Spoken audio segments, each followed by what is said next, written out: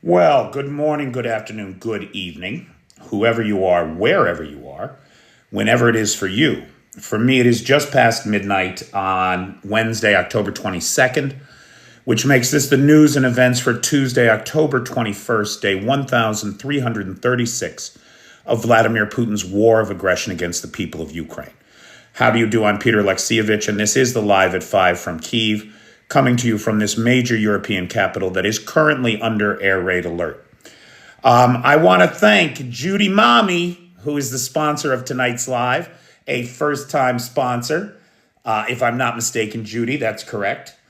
And I want to encourage you to follow Judy's example. If you have never before sponsored a live, maybe consider sponsoring a live. This shirt is a terrible color, isn't it? It's hard to read the thing. Hey, Darlene. Hey, Bernard. Judy, thank you. Judy Friedman Mooney. She is the sponsor of tonight's live. Everybody thank Judy for me, please. Nightshade is on a roll today. He's on a roll most days. Hey, super user. Hey, Bjorn. Anthony, Tommy, Tom. He's on a roll most days these days. But he sent me a bunch of things today that I had not seen, and I really appreciate it. And we will talk about those things today. I just want to take a look here real quick because things are happening. That is for sure. All right. I will take that. All right. Now, how's everybody doing? Hey, Richard Prexis. Dude, we got so many things to talk about. I mean, the news just does not stop coming. And it's not all good. I got to tell you right now. It's not all good. But for the most part, it is. I was going to lead with this story of Romania and Hungary, but that's all over now. Now we're going to start with the hits inside of Russia. Because Ukraine has not been sitting on its ass. Not at all. Ukraine is pounding the Russians. In the wake of think about what happened in the last 72, 96 hours, right?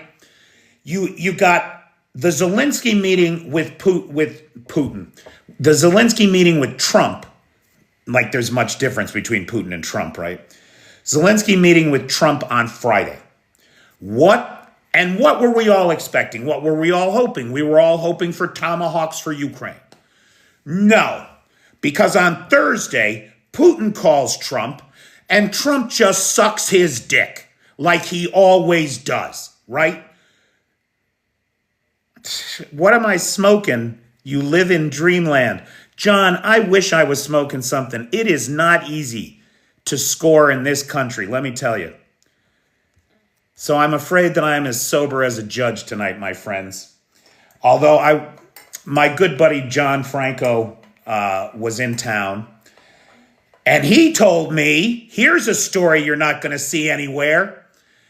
He told me that the Italian government transferred very quietly 176 Centaur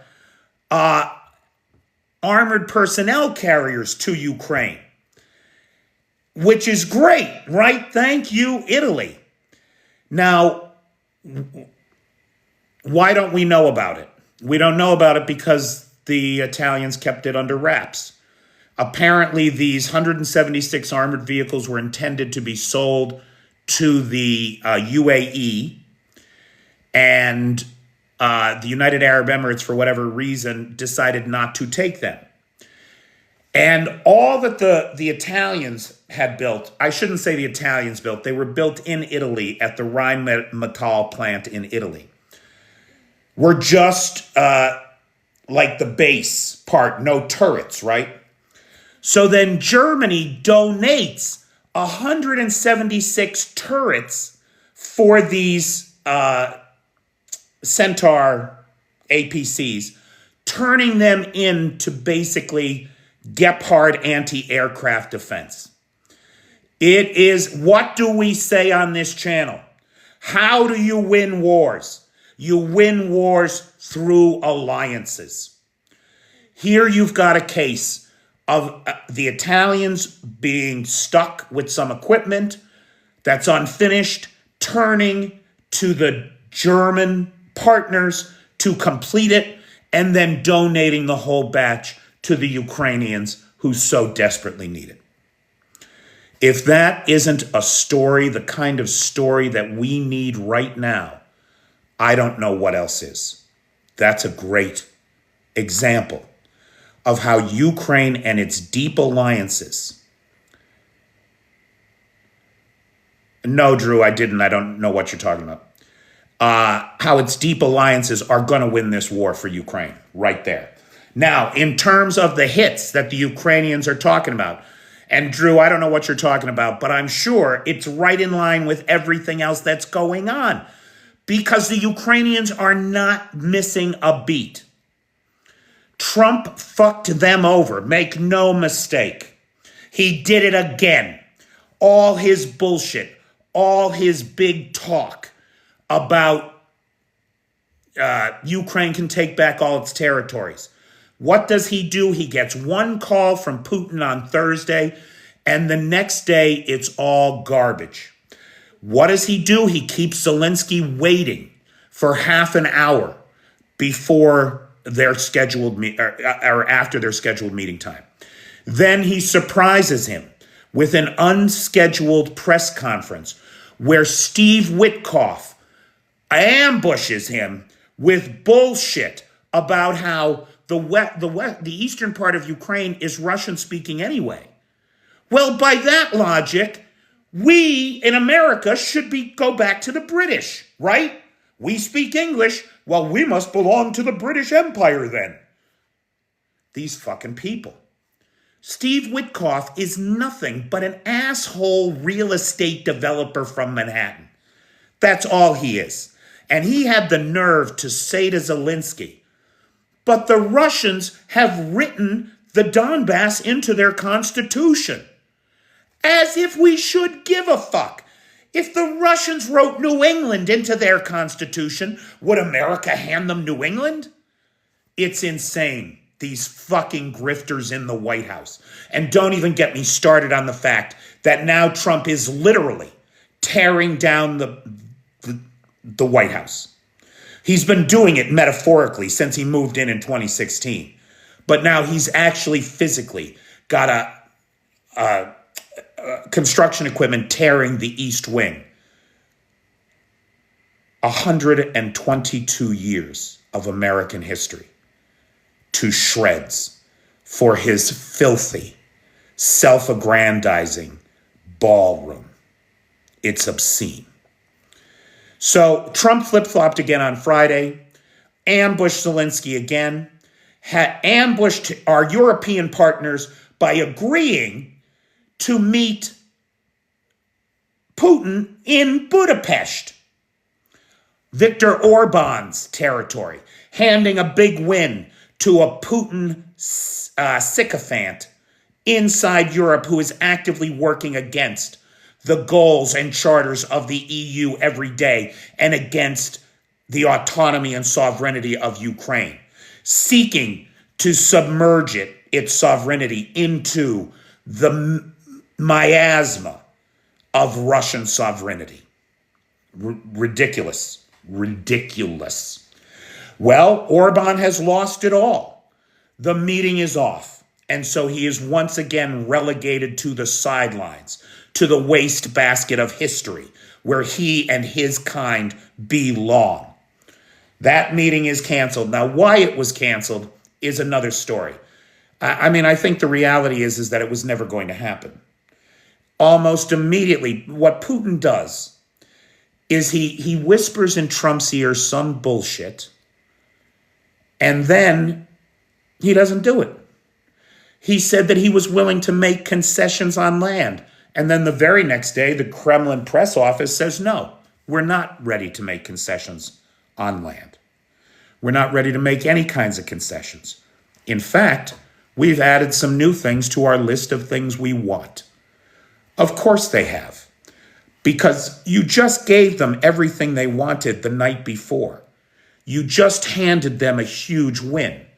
Of course, they're going to think you're a sucker who they can demand anything of. And that's precisely what they do and what they did.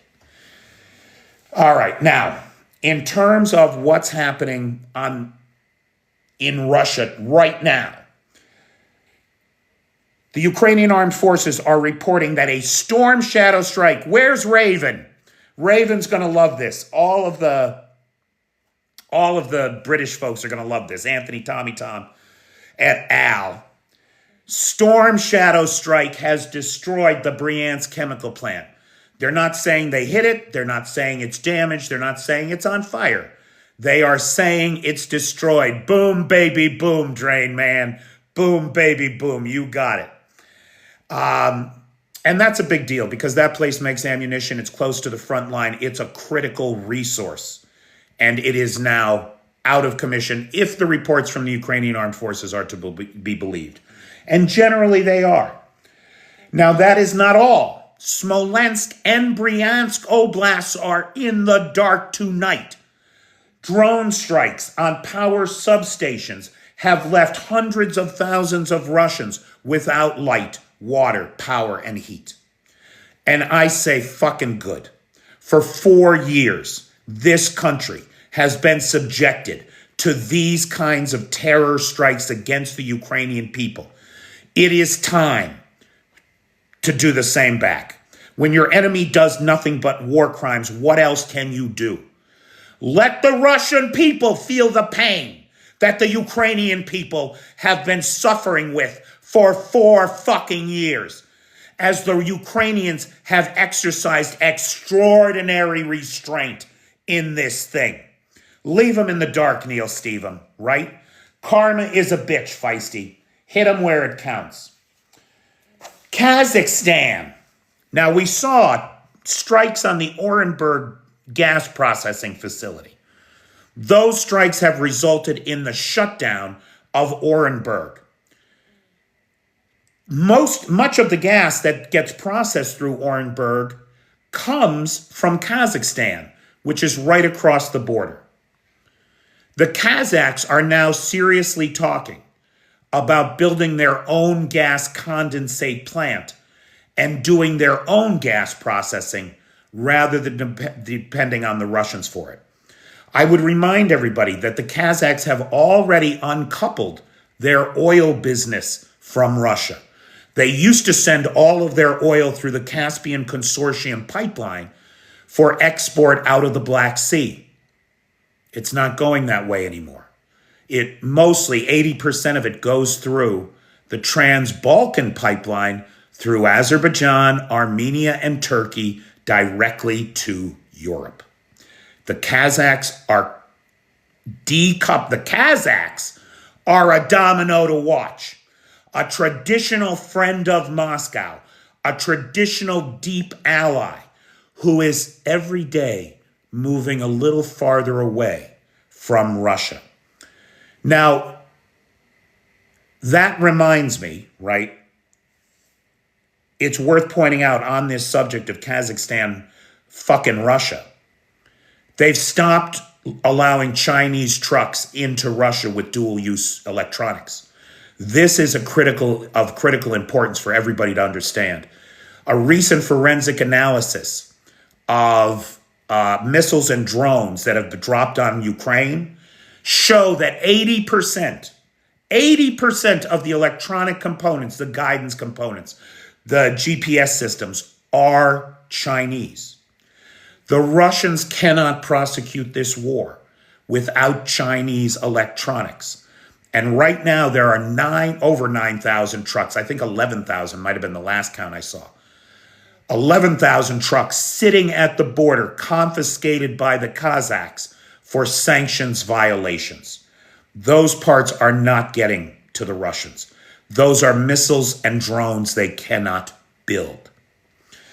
Now, if, and it's a big if, but if the Tangerine Palpatine can see that once again Putin has used him, abused him, and tossed him aside, pushed the boundaries of what he could possibly get out of him, embarrassed him again, maybe, just maybe, he'll sell Ukraine those Tomahawks. Now, if he does, Ukraine has released a list of the priority targets. And the very first target is the Yalabuga drone factory. So we shall see what happens with that. What we do know, Zelensky has announced that he met with Raytheon in the U.S., and he has contracted for 25 Patriot launchers to be delivered over the next few years in batches. He also directly refuted Witkov's suggestions that he should give up the Donbass. No, we will give the oppressor no bounty for their crimes. And I thought that was a great line. Now, I was going to start with this story, but then all that other stuff came up, and it seemed like that was the place to start. Because it turns out that this story is not much of a story, okay? So I think you want to be aware of it because the conspiracy theorists and the Russian trolls are undoubtedly going to seize on it. We saw explosions yesterday at 2 European oil refineries. One of them, a Lukoil refinery, Russian-owned Lukoil in Romania, and another explosion at the Hungary MOL refinery, which is directly connected to the Druzhba pipeline. There is no indication that there was sabotage involved in either of these cases. The Lukoil facility in Romania was shut down at the time, and it appears that there was a buildup of sewer gas, methane, and that's what exploded. One technician was injured in the explosion. The cause of the MOL refinery explosion in Hungary is unclear. However, it is worth pointing out that as I understand these systems, the pipelines are all airtight and under pressure. The systems that they feed the crude oil into are all airtight and under pressure. Any interruption in those pressures can result in bad things happening. And we know that the Ukrainians bombed the pumping station in Russia on the Druzhba pipeline. Actually, 2 of the pumping stations were hit, which caused temporary stoppage. That could have, experts are saying that could have created gaps in the oil, depressurization, and that could have led to the explosion in Hungary. Now, we don't know. We're waiting for good analysis on that. But that appears to be the balance of consensus, Occam's razor, the most likely cause of the explosion. The close timing was just a coincidence, Nightshade. It appears that the timing was just a coincidence. Now, it is interesting, right? It is curious that the timing was so close, that they were literally only hours apart. But there's no evidence to indicate any external involvement, and no official agency is suggesting that there is any external involvement. Now, we'll see, right? That may change. But at this time, it doesn't seem that it is. Now, is it possible for Ukraine to make a Tomahawk by themselves? It's old technology. It may be old technology, and the Ukrainians are certainly very innovative. But as I understand it, the kind of avoidance and detection technology that's built into that system is an American exclusive. It's not the kind of technology that we have ever shared with anybody. So right now, Ukraine is making everything that they possibly can. I would be unsurprised to discover that there is a program to make something like it but I'm not aware of it. Now, that's the other thing, Roy Daniels, right? A single Tomahawk costs us $2 million. Ukraine does not have that kind of money. They just don't. They don't have that kind of money. What's the cost of a flamingo? Like 100,000? Something like that? 80,000 maybe? It's a whole nother world. And don't forget, they're in the middle of a war where everything that they try to do is subject to being struck by Russian missiles, the kind of missiles that Ukraine does not have. The Novokubashevsk oil refinery in the Volga Oblast is shut down today, And that's good news for us. Now, in the Russian economy, the Russian economy is now facing not a temporary crisis, but rather a systemic long-term disruption from these strikes against oil infrastructure. Daily railroad loading of crude and refined fuel oil is down to 690,000 barrels a day. That's a 26% reduction. We talked yesterday about how Russian Railways is bankrupt, basically. And one of the reasons they're bankrupt is because their business is off so badly. Now, on top of the loss of cement and construction products, because the housing market is in the toilet in Russia, now they've lost the fuel oil, 26% down. That's a big deal. Seaborne export deliveries have dropped 17% in September, over September last year. Contract export shipments are falling behind. They can't get the oil to the port to deliver it, or the refined oil products. Export revenues dropped in September by 153 million barrels. That's $12 billion. Scaled businesses.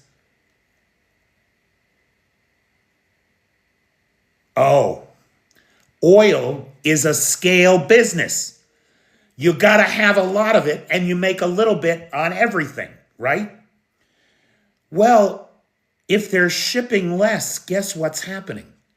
Their costs per barrel are rising. They're losing the efficiencies of the economies of scale, and that is biting into the profit margins and costing them money. With damaged refinery capacity down an estimated now 20%. So it's important to remember that the Russians are repairing these refineries as we go. The good news is that 100% of the refineries were supposed to be repaired by now, and only about half of the damaged refineries have been repaired. So refining capacity inside Russia had dropped to down 38%. It's now estimated to be down about 20%. But that could change. Novokubashevsk went offline just yesterday. Others are going to go offline again in the near future. With refining capacity down, Ukraine has very smartly been targeting oil depots where the shit is stored. If it's not stored there anymore, if it's all burnt up, you can't refine it. And so they are hitting oil depots, strangling local supplies. In September, so in August, we saw 16 hits against oil infrastructure. September, we saw 31 successful strikes.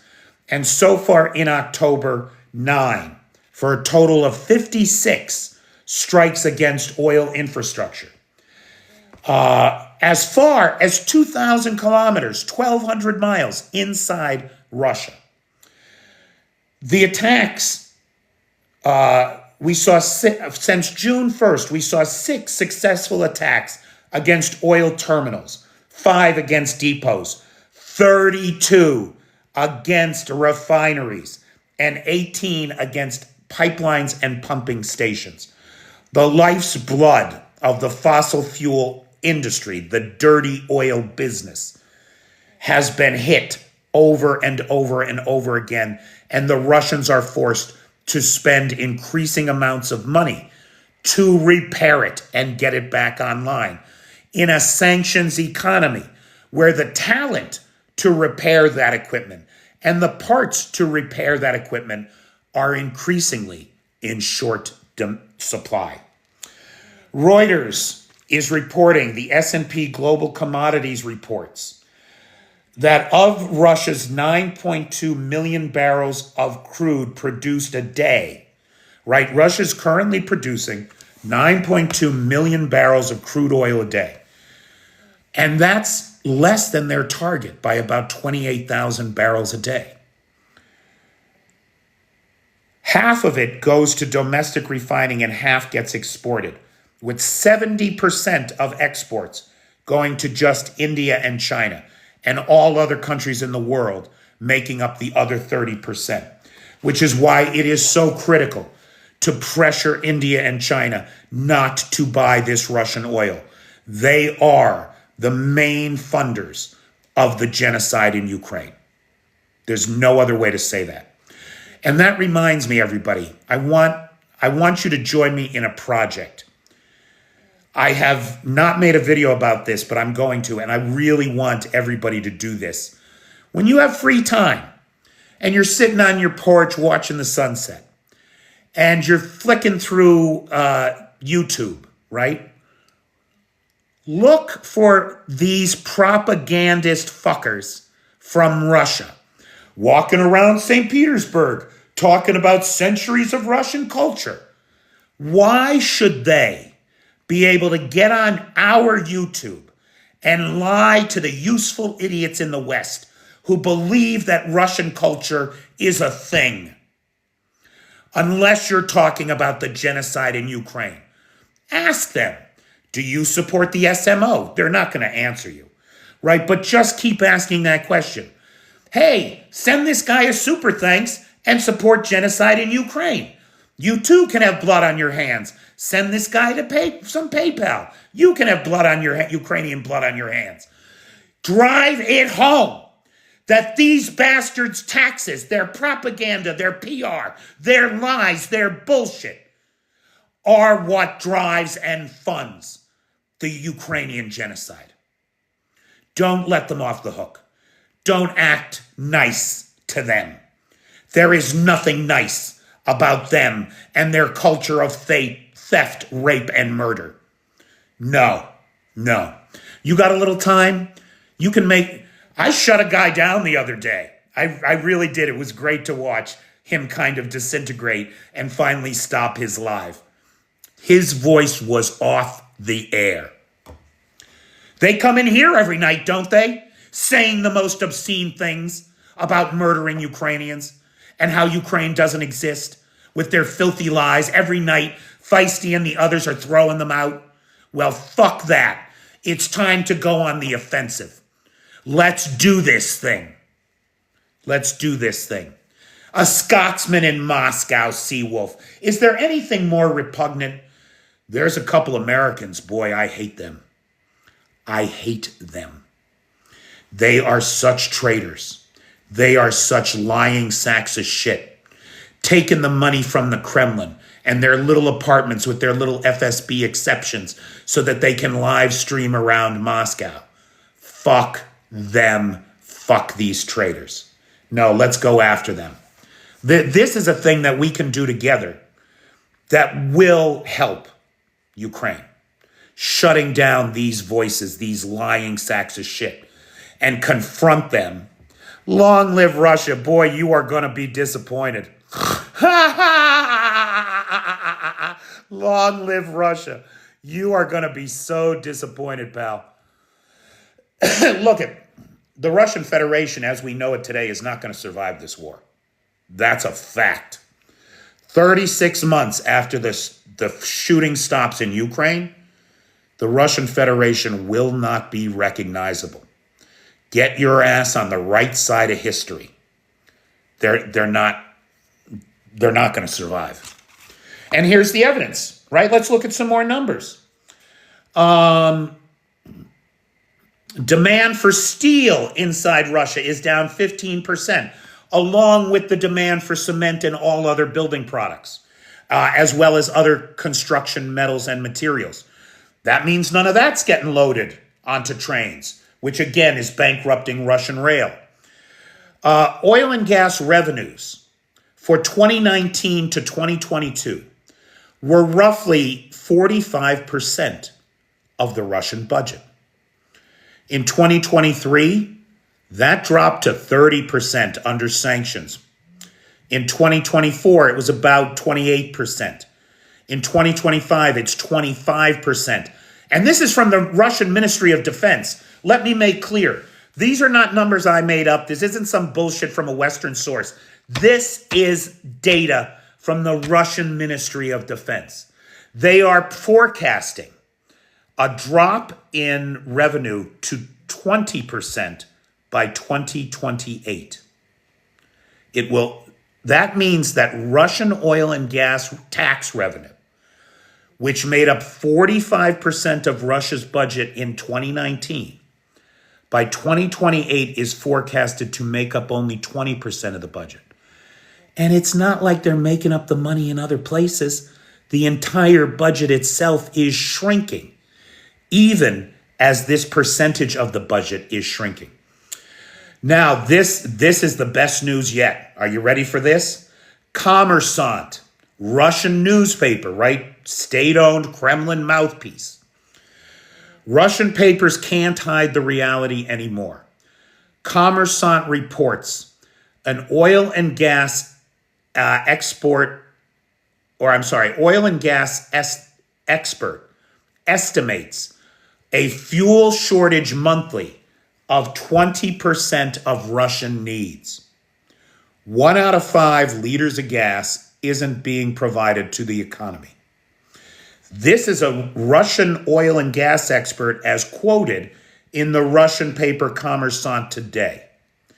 Now let me ask you, if the Russian papers are officially saying that they're down 20%, do you think they might be down a little more? We'll see. We'll see, but this is going to fuck them up. There's no two ways about it. September, small and medium enterprise business saw its lowest volumes of business since 2022. The index is in decline. Since March, gasoline is up 9.5%, diesel is up 3.1%, while globally, prices are slightly lower than they were in March, slightly. Exports of refined oil products, December 2024, 5.5 million tons a day, or about 1.5 million barrels. This was in December of 2024, less than a year ago. September of 2025, 3 million tons a day, or 730,000 barrels. Nearly half. That's $75 million a day in revenue that Russia's not bringing in. That's $2.25 billion a month they're losing. Revenues were off by more than half because of sanctions, the fear of secondary sanctions, as well as global downtrends. Now, that's the Russian economy news. Let's turn to the front line, shall we? And look, I got to be honest, things are bad in Pokrovsk. It was definitely by October of last year. We were all concerned that Pokrovsk was going to fall any day. For 14 months, we've watched as the Ukrainians have held the Russians at bay, mostly about 12 to 15 kilometers from the city. It looks like that valiant defense is coming to its end. Even as the Ukrainians are tearing up the Dobropilla direction, the Russians are infiltrating the southern part of the city. And we now have confirmation of Russians in Pokrovsk. It is not unlikely that we will see Pokrovsk fall to the Russians. However, and you may say to yourself, well, wait a minute. Why then are the Ukrainians expending all this energy northeast of Pokrovsk to, wreck them in the Dobropilla direction?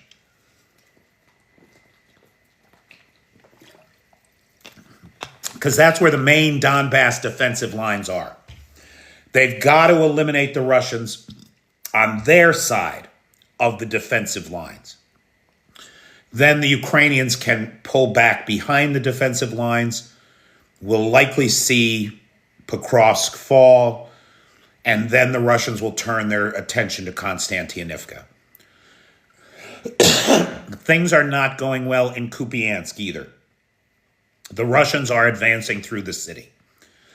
But I want to say, or I want to be clear, that all up and down the front line, everywhere else, the Russians are getting wrecked. They're getting absolutely wrecked by the Ukrainians. And that is not an exaggeration. Just yesterday, in the Zaporizhia direction, I'm sorry, pardon me. I'm still getting over this thing. We saw down in Zaporizhia, we saw a large armored assault by the Russian 71st Motorized Rifle Brigade, which attempted an attack on Molotochmachka from the direction of Verbove. They attacked with 26 armored vehicles. Of those 26 armored vehicles, the Ukrainians destroyed, keep track here, 2 tanks, 12 BMPs, that's 14, 6 BTRs, that's 20, and 2 Tiger MRAPs, that's 22. The Ukrainians destroyed 22 of 26 armored vehicles in the assault, as well as a bunch of motorcycles. I don't know if you saw the video. Such a meme must posted on YouTube, and I put a screenshot on a video today. What happened was the Russians were attacking, right? And they dropped smoke grenades to hide their advance, right? The problem was they dropped the smoke grenade. Right, Tycho, that's the one. Hilarious, right, Feisty? They dropped the smoke grenade on the road, and it was right in front of a burning BTR. So the Ukrainians had hit this armored piece of metal. Then the Russians dropped a smoke grenade right in front of it, and the goddamn motorcycle troops start driving down the road. They got to go at full speed because they're running away from drones for their lives. They go through the smoke, and when they come out, 3 meters in front of them is a goddamn burning BTR. It was tits over ass, one after another. Guys in ditches.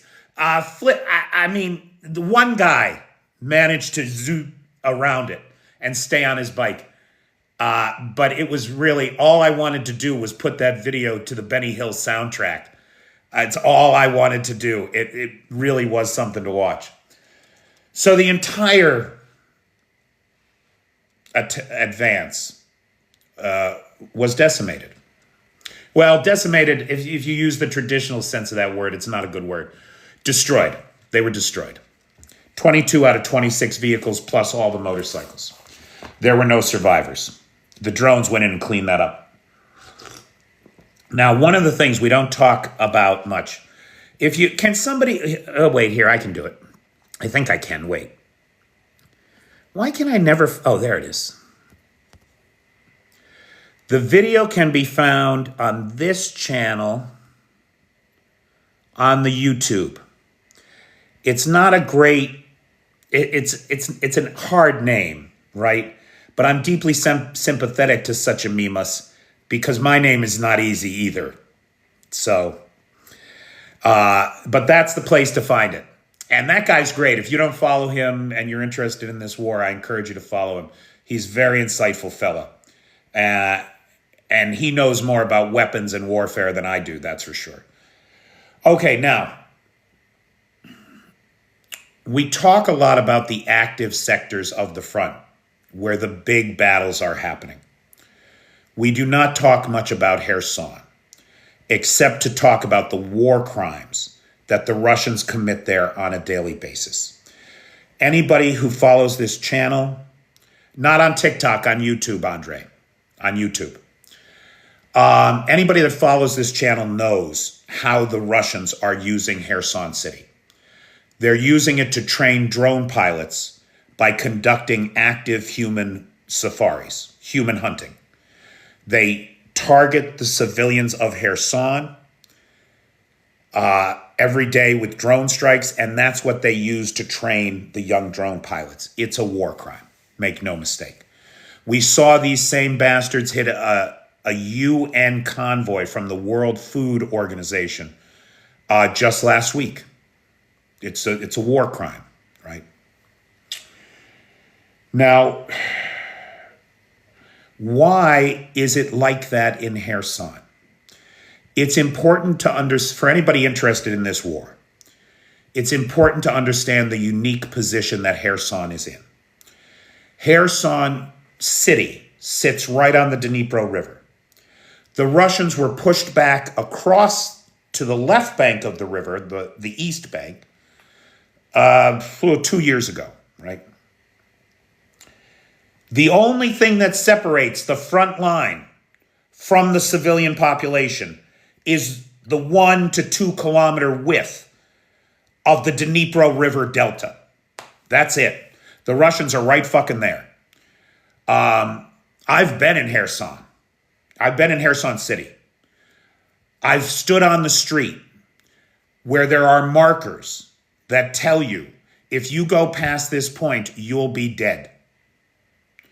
Like that's where the artillery range stops. And the Russians have been systematically destroying the city with artillery while the drone operators are systematically hunting down the people. It's a tough scene. Now, 2 things happened this week that brought Kherson to mind. One, the Russian installed governor of Kherson Oblast, stated that the seizure of Kherson City has already begun. We have crossed the Dnipro, we have secured land on the other side of the Dnipro, and we are beginning to retake the city. I was shocked to hear that. I hadn't heard anything about it. Turns out, of course, it was a load of shit. But on Threads, some Russian troll trolled me with that same bullshit that was happening. So I went looking for what's really happening down there. And the short answer is what's really happening is that those islands in the middle of the river that have been so contested for this whole war, those islands that the Russians keep trying to cross and to build a bridgehead so that they can get to Kherson. Those islands are populated by Russians who are starving to death. They are cut off from the world, and they have no water, they have no food, they have no ammunition. If they are not starving to death, Ukrainian Marines and drones are taking them out on a daily basis. It is a slaughterhouse. 1,500 Russian soldiers are said to have been KIA there since January 1st. Now, Maxim, you're right, guy. When the Ukrainians crossed over to Krinky, one of the most valiant stands, but doomed stands that we saw in this war, were the 300 Marines that crossed to the left bank and held Krinky. They did it for 8 months. They did it for 8 months, and it cost the Russians dearly, far more than it cost the Ukrainians. Those guys, in my mind, are the kind of heroes that are forged in every war. The ones who will sacrifice themselves. So the fact is, it's not going well for the Russians down there at all. I found an article by a guy named Maxime Tucker, published in the Times of London. He was the Kyiv correspondent from 2014 to 2017. He's a serious journalist, right? Not like me, just some asshole American with an iPhone. That's who I am. Just to be clear, everybody, let's not have any illusions, right? That's who I am. But this Maxime Tucker, he's a serious journalist. And he was actually embedded with Ukrainian Marines in the Kherson River Delta just recently. He published an article following his experience called Ukrainian Marines Fighting Like Phantoms in the Night. He claimed, having returned from his time with the Ukrainian Marines in the Kherson Delta, he is claiming heavy Russian losses in failed attempts to cross the Dnipro. According to him, the Russians keep getting in boats, keep trying to get across the Dnipro, and the Ukrainians keep blowing them up. Over and over and over again, he saw it. Further, he went on to say that the Ukrainians, like phantoms in the night, 8 to 12 Marines would board landing craft and land on islands in the night under cover of storms, eliminate the Russians, and then fade back into the reeds under the cover of darkness. And that this is going on all the time. Tucker reports that the Ukrainian strength in this fight is, of course, innovation. Using remote-controlled unmanned surface vessels that are loaded with electronic warfare equipment and very fast and maneuverable, they strike Russian landing sites and positions with frightening and deadly accuracy over and over and over again. Okay, so guys, that's it for me for the top line news. I want to thank again Judy Friedman Mooney, who is the sponsor of tonight's live, and who will be joining me for my birthday dinner next Tuesday here in Kyiv. Very excited about that. Looking forward to that, Judy. And I want to thank Lars, who has the Discord server, Nightshade, who has the Peter's Peeps group on the Book of Faces, as well as the best moderator team on the Tickety Talk, Feisty, Maddie, Jay, Travis, and Pete. Thank you, guys. Now, yes, my birthday is Wednesday next week. So, guys, we're in the middle of this drive, this membership drive for Patreon. I'm looking, I said it 2 weeks ago, right? If I could get 100 people to kick me $5 a month, it would change my life. It would open up new possibilities for me to travel inside Ukraine and take you with me. Let's get back to Kharkiv. Let's get back to Kramatorsk. Let's get down to Odessa. Let's get out to Mykolaiv. Let's take a look at what else is happening inside this country. Living in the bubble of Kyiv is the greatest privilege of my life during this critical inflection point in history. But there is a much bigger country here, and we can get to it if you can help me. And the response has been phenomenal. My update video yesterday needs to be updated because I made a mistake. Somehow I left Sean Stack off the list. I don't know how I did that. So as of yesterday, we were at 31 new members. And then we had two guys, Sam Harris and somebody else joined today too. And it's just escaping me right now. Stephen Foster, right? How could I forget that? Stephen Foster, the ghost of Stephen Foster. The ghost of Stephen Foster joined. So now we're up to 33. We're fully at 33% of the goal. So my birthday is the 29th. I'm a Halloween baby. Now, and a Scorpio, as someone pointed out. If you are a free Patreon member, and you can kick me $5 a month, I encourage you during this time to please upgrade your membership. If you're a $5 member already and you think maybe you could go 10, maybe upgrade your membership. If you're a new person, you don't know what's going on, this channel is new to you, get a free Patreon account and check out what we do over there. And then you can make your decision later on. But at any rate, the response to the membership drive has been deeply humbling, and I'm deeply gratified. Thank you. We have a sponsor for tomorrow night. Tonight is Judy Friedman Mooney. And it's just escaping me who it is tomorrow. Sorry.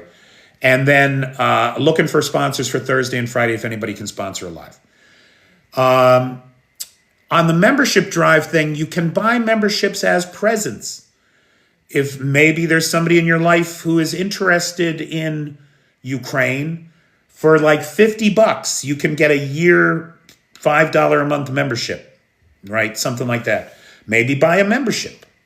But at any rate, questions, comments, points of observation.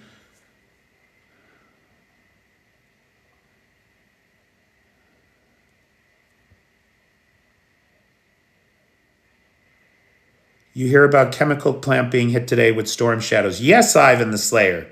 That was our first story. It is destroyed. The Bryansk chemical plant, well, the Ukrainians are claiming that it's been destroyed. Now, we haven't seen satellite photos. I can't verify that at this time. We've heard claims of, like, the Tambov gunpowder factory was supposed to have been destroyed at one point, but it wasn't, right? It took another month, and then it was destroyed. But hopefully the Bryansk chemical plant is out of commission now, yeah. Storm shadows, baby. Now, I don't know if that means the British got some new storm shadows here, or they just, for whatever reason, they decided it was a critical time and it was time to use it, and they thought that they could be successful. And they used the last of their storm shadows because they can't possibly have very many unless they've gotten a delivery and we don't know about it. Has anybody seen anything about storm shadow deliveries to Ukraine? I have not.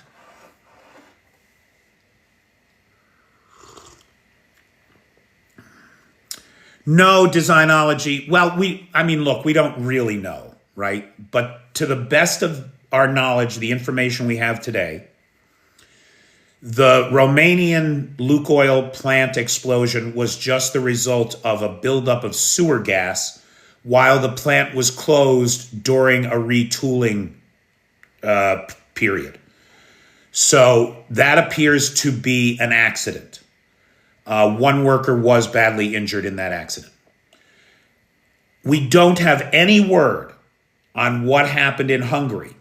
However, multiple analysts are suggesting that the hits on the pumping stations in Russia, because the Druzhba pipeline, which should be an airtight, under pressure, isolated world, right, goes directly from those pumping stations in Russia that the Ukrainians did hit to this mole oil facility in Hungary. It is possible that some gap or vacuum pressure in the line occurred, and that resulted in the explosion. The analysts are suggesting Occam's razor, suggests that it's an accident, and that's the most likely cause. But there is an investigation underway. It seems crazy that the two things could happen the same day and not be connected, but coincidence is not causation.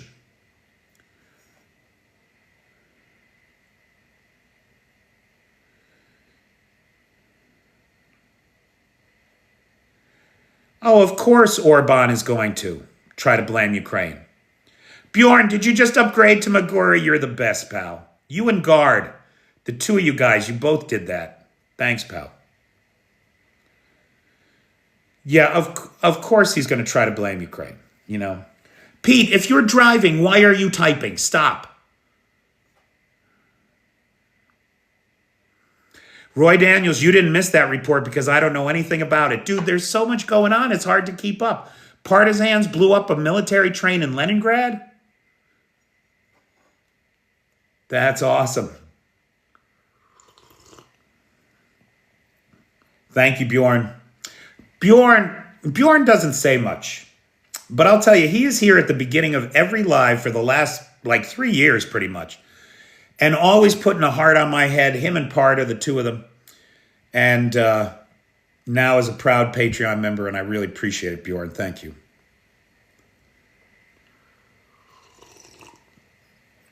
Dude, I got my first follower from Nepal that I'm aware of.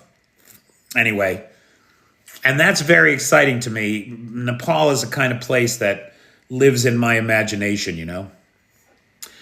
Does England have Tomahawk missiles, sell to Ukraine, and rain some thunder? Don't know, Rob. I don't know. It doesn't matter, Rob, because the United States enforces export controls over those weapons. So I'm sure the United States will say that they cannot sell them to a third party. Right? You can't just buy weapons from the U.S. and then sell them to whoever you want. You have to seek approval. And if the U.S. won't sell them directly, they're not going to sell them indirectly or grant them indirectly. So that's not going to be a solution. Okay, guys, it's 1 a.m. here in beautiful uptown Kyiv. I appreciate everybody hanging out. He also went to jail, CyberDoc. I appreciate everybody hanging out. Big thanks. Good night, Arna. Big thanks to Judy Friedman Mooney, who is the sponsor of this live. Thank you, Judy. Big thanks to Lars, who has the Discord server, Nightshade, who has the Peter's Peeps group on the Book of Faces. Looking for sponsors for Thursday and Friday if anybody wants to sponsor a live. And, of course, if you haven't joined the Patreon, please do. If you haven't joined before, join as a free member. Check it out. If you've been a free member for a while, think about upgrading during this membership drive. Thank you, everybody. Make it a great day and have a pleasant tomorrow.